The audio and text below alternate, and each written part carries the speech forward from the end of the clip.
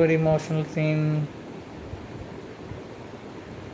കഥ പറയുമ്പോൾ അവൻ സുലൈമാനുടെ കഥ പറയുന്നു.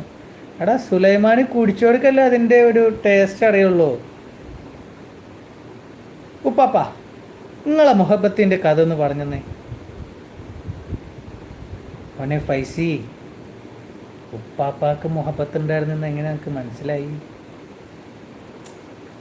കട്ടൻ കുടിച്ചവർക്കല്ലേ അതിൻ്റെ ഒരു ടേസ്റ്റ് അറിയത്തുള്ളൂ അല്ലേ സ്റ്റാൻലി?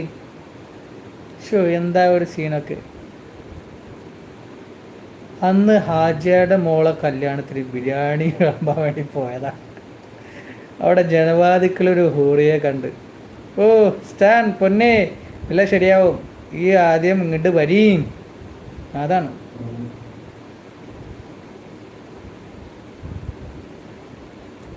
വാതിലിൽ ആ വാതിലിൽ കാതോർത്തു നീ നിന്നീലേ, പാതിയിൽ പാടാത്തൊരാ തേനൂറിടും നിശലായി ഞാൻ.